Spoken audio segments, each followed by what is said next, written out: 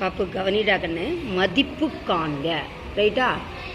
Find the value of என்னென்ன 6 cube 6 cube minus 9 cube 9 cube plus 3 cube 3 cube 6 cube minus 9 cube plus 3 cube.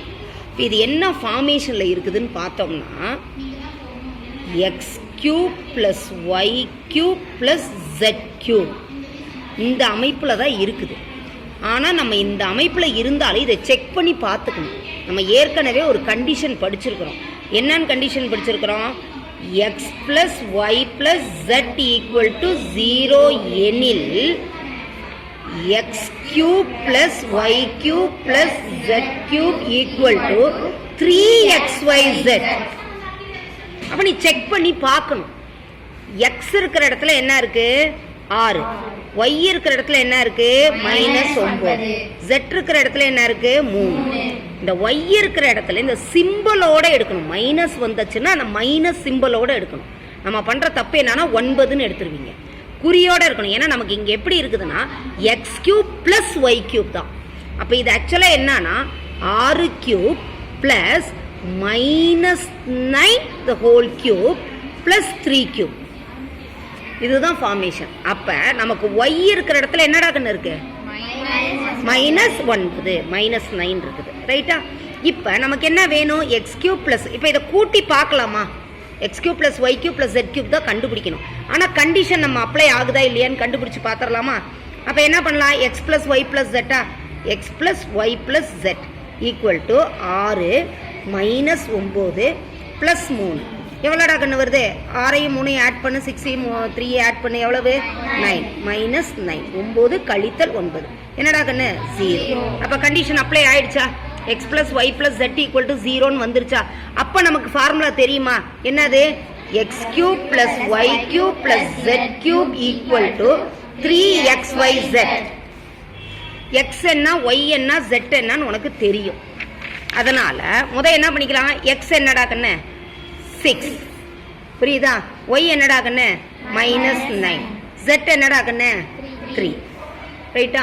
இப்போ என்ன பண்ணிக்கலாம்? சிம்பிளா இருக்கிறத மல்டிப்ளை பண்ணிக்கலாம்.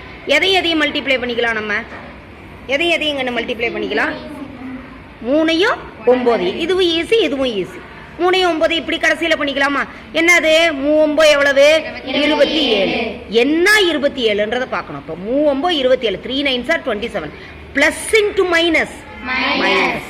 அதை நான் சொல்லியிருக்கிறேன் ஏற்கனவே, இப்படி போட்டுக்கு சொல்லியிருக்கிறேன்னா பிளஸ் இன்டு மைனஸ் மைனஸ். -27 வந்துருச்சா? அடுத்தது என்னது? 6.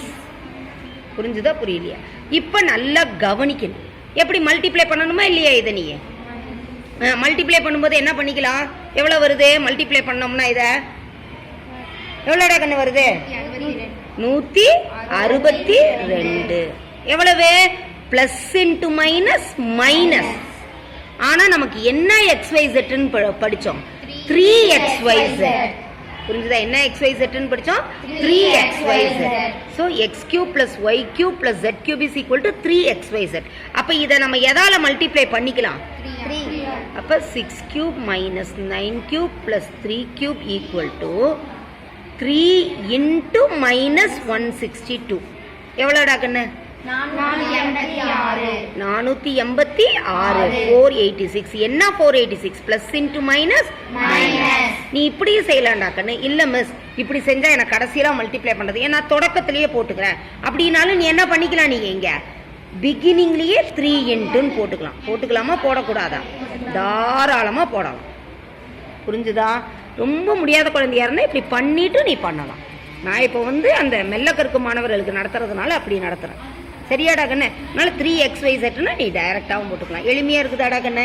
அதனால இப்படி கேட்டாங்கனாலே இந்த கண்டிஷன் அப்ளை ஆகுதான்னு பாரு. அப்ளை ஆச்சுன்னா இந்த ஃபார்முலா ஒண்ணுமே கிடையாது. இது மட்டும் தான் வேணும் நமக்கு.